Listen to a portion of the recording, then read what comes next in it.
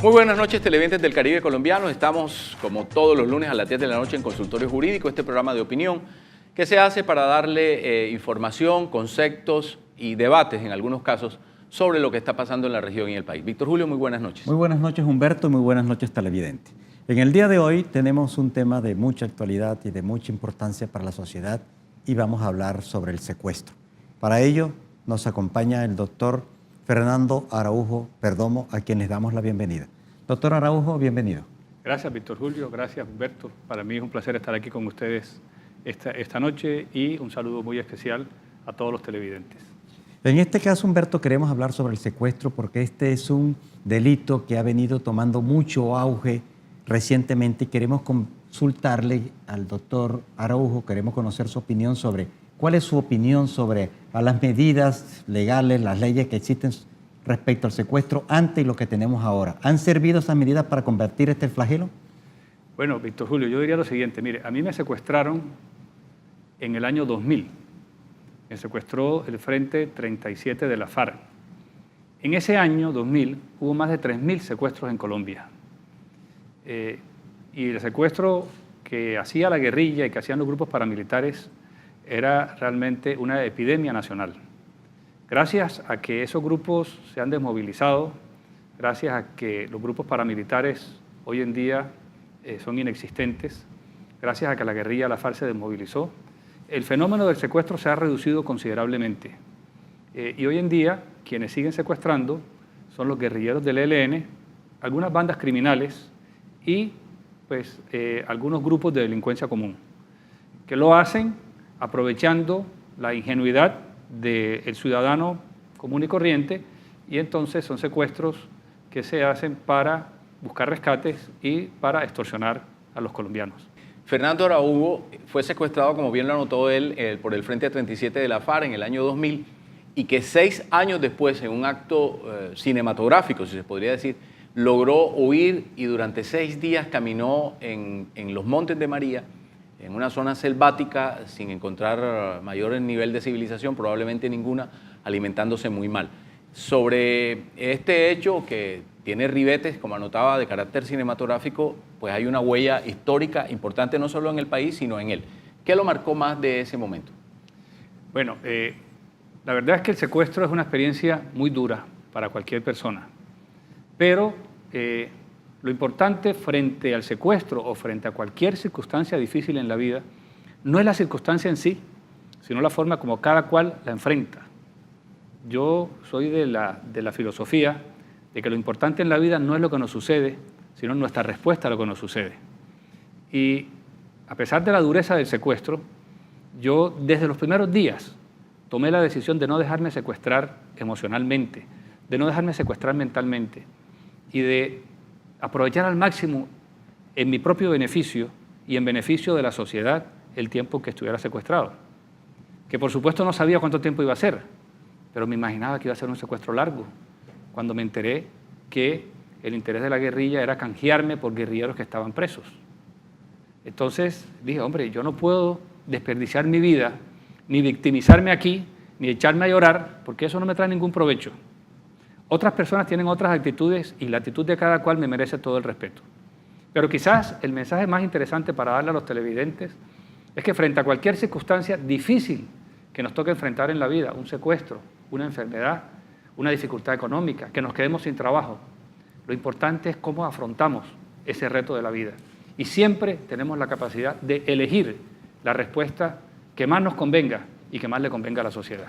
Doctor Araujo, usted secuestrado, ya han transcurrido 10 años, de pronto sin pocas posibilidades de solucionarse mediante ese diálogo de liberar a los guerrilleros detenidos. En ese momento en que usted tomó la decisión de abandonar esas instalaciones, de fugarse, que estaba en peligro su vida, ¿pensó en un momento que podría morir? Sí, claro. Yo todo el tiempo que estuve secuestrado tuve mucho miedo de que me fueran a asesinar. Y llegó un momento en que ese miedo me paralizaba, hasta que hice un proceso mental de aceptar la muerte como algo natural, inclusive de aceptar mi condición de secuestrado para a partir de allí construir, digamos, un modelo de vida en el secuestro.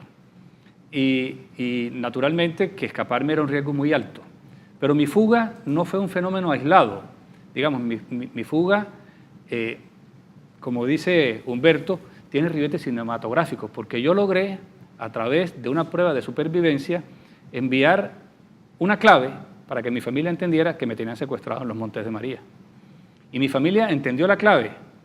Y 9 meses después, escuché en el radio la misma clave dicha por uno de mis hermanos, lo cual me significaba que habían entendido y que me iban a rescatar. Entonces yo comencé a prepararme mentalmente y a fortalecer mucho más mi condición física para enfrentar la posibilidad de un rescate. Antes de mi fuga, todos los intentos de rescate de los secuestrados de la FARC terminaron en el asesinato del secuestrado. Yo fui el primero que se pudo escapar de la FARC. Y para mí era me daba mucho miedo, porque los guerrilleros me decían, a nosotros no se nos escapa nadie. Pero hubo una operación militar para rescatarme. Y yo estaba esperando que hubiera una operación militar sin saber cuándo iba a ocurrir. Cuando llegaron los helicópteros al campamento y oí el primer disparo, supe que o me escapaba o me mataban. O sea, fue una decisión de vida o muerte. Pero no hubo un instante de duda. Simplemente puse en práctica lo que me había imaginado, lo que había soñado, y arrastrándome logré escaparme del campamento. El campamento fue tomado por las tropas. Fue una acción militar contundente. Y esas tropas, en esa acción militar, murieron 6 guerrilleros, murió desafortunadamente también un infante de marina, y ellos se tomaron el campamento. Los guerrilleros huyeron en dirección hacia el sur y yo huí en dirección hacia el norte. Bien, vamos a irnos a una pausa comercial. Les vamos a recordar que tenemos un WhatsApp para que nos escriban y nos den sus conceptos sobre este programa de opinión, Consultorio Jurídico. Es el 303-97-1858, aparece aquí en generador de caracteres. De igual manera nos pueden escribir al correo consultoriojuridico.caribe@gmail.com.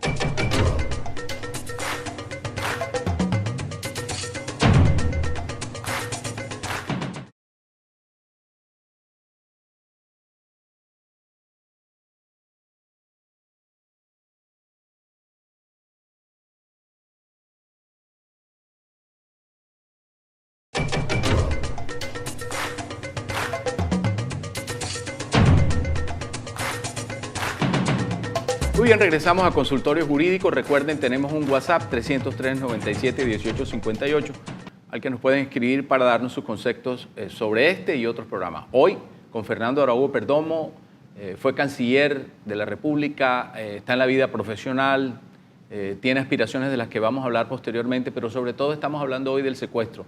Ese flagelo que azotó al país y que en los últimos días ha tomado fuerzas en algunos departamentos y, bueno, las autoridades están justamente tratando de controlarlo. Y estamos, Humberto, conociendo la experiencia que tuvo el doctor Araújo y en el corte anterior nos dijo que usted tomó esa decisión de fugarse y tomó hacia un punto cardinal determinado. ¿Qué pasó después? Bueno, imagínense, a mí me tuvo secuestrado la FARC y estuvimos 5 años y medio en los Montes de María. Los primeros 6 meses estuvimos en el norte del departamento de Bolívar, casi en los límites entre Bolívar y Atlántico. Pero era una guerrilla móvil. En el último año yo conté 26 campamentos, o sea que me cambiaron de lugar, ¿sí?, cada 2 semanas en promedio. Pero cada vez que yo llegaba a un sitio nuevo, yo me imaginaba qué hacer o ideaba un plan de qué hacer en caso de que me pudiera escapar. Y yo tenía un plan muy claro que era escaparme hacia el norte. Yo entendía la zona en donde estaba, yo tenía un mapa mental del lugar y mi objetivo era llegar al Guamo. Yo pensaba que si me escapaba y llegaba caminando hasta el Guamo, allí podría pedir ayuda. Entonces, cuando me escapé, realmente fue en medio de un combate. Imagínense los combates con helicópteros, con granadas, con ametralladoras que usted ha visto en las películas. Pues así era tal cual. Las balas realmente me zumbaban alrededor. Entonces me arrastré durante, pues no sé, 200 metros, 300 metros. Después me paré, me escondí dentro de una poza que tenía unas matas de Enea a ver cuál era el movimiento. En ese momento había más de 200 guerrilleros en el campamento. Había una convención de guerrilleros de los frentes 35 y 37. Cuando ya vi que no había guerrilleros ahí alrededor, entonces me salí de la poza y caminé en dirección hacia el norte. Caminé todo el día y pues me cogió la noche, eso fue el 31 de diciembre del año 2006, me cogió la noche arriba de un cerro, me puse a descansar un rato y así estuve durante 5 días. Lo que hacía, me daba mucho miedo que hubiera milicianos o asistentes de la guerrilla en esa región. Entonces yo lo que hacía era que por la noche me subía en un cerro y donde veía una luz para allá no cogía. Porque yo decía, tengo que tomar mucha distancia con los guerrilleros. Al final del cuento no tomé tanta distancia como yo quise, porque la vegetación no me dejó pasar, la jungla, digamos, la selva no me dejó pasar. Y entonces tuve que desviarme en dirección hacia el río Magdalena y allí llegué a una población que se llama San Agustín, que es la población en donde está la bocatoma del acueducto de San Juan Nepomuceno.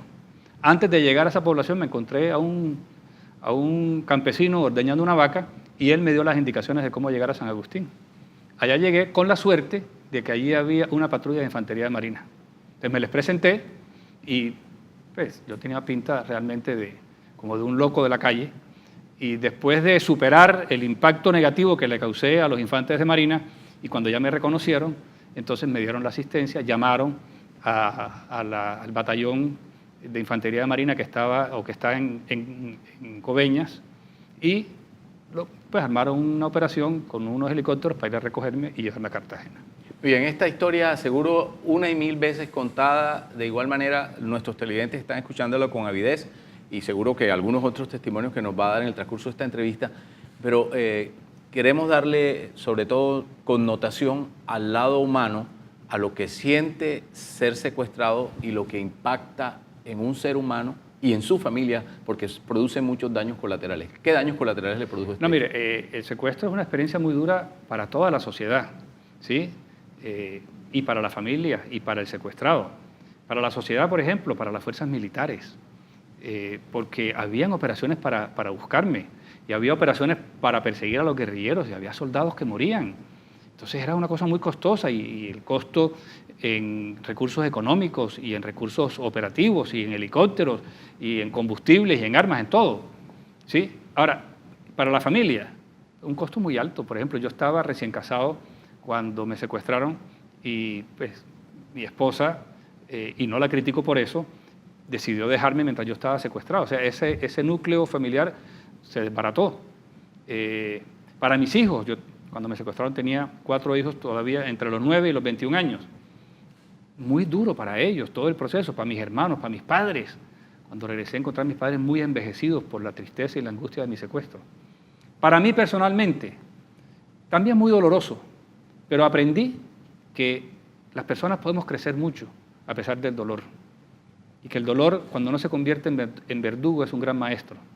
Y entonces decidí ser una persona mejor, fortalecerme internamente, crecer en mis condiciones personales, aprender a practicar las virtudes cardinales. Me enfoqué en ser justo, me enfoqué en ser fuerte, me enfoqué en la templanza, ¿sí? Me enfoqué en practicar la generosidad y encontré un secreto que quiero compartir con todos los televidentes: la gratitud.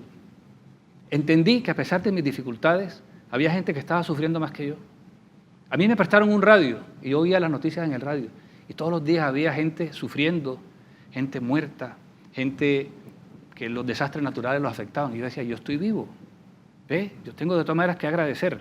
Y comencé a agradecer todos los días por todas las cosas buenas que me han pasado en la vida, por el hogar en el que nací, por mis padres, por mis hijos, por mi esposa, por mis hermanos, por mis amigos, por haber podido estudiar en un colegio, por haber podido estudiar en una universidad, por tener la capacidad de ver, de sentir, de oír.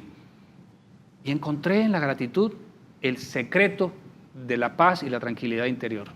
Inclusive desarrollé una oración de acción de gracias que me repetía internamente varias veces al día, y a través de centrarme en lo positivo y en lo bueno, logré crearme un ambiente psicológico positivo. En vez de ver el vaso medio vacío, lo vi siempre medio lleno.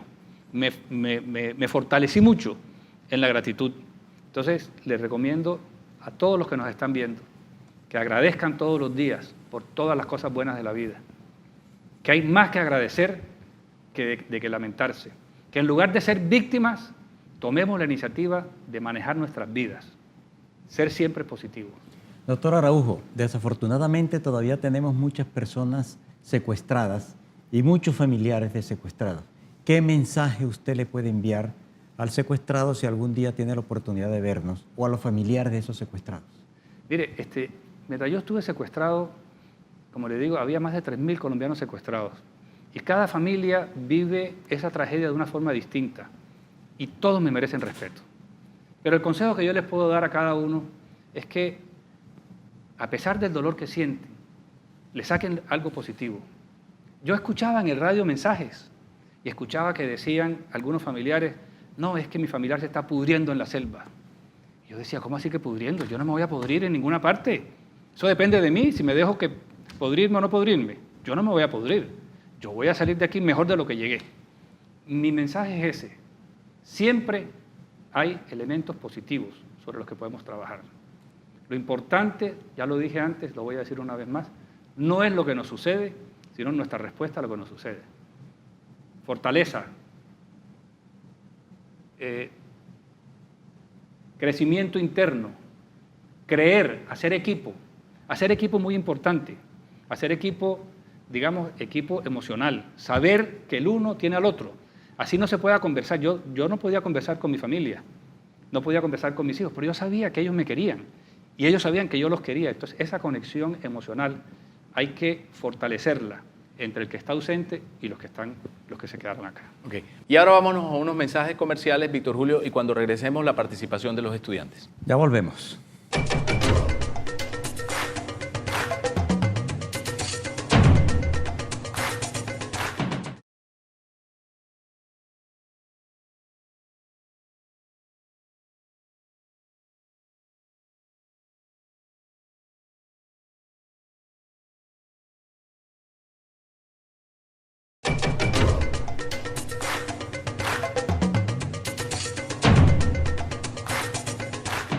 Muy bien, regresamos a Consultorio Jurídico. El tema de hoy, el secuestro. Un invitado muy especial, Fernando Araújo Perdomo, que como bien lo ha contado él, estuvo secuestrado 6 años por la guerrilla.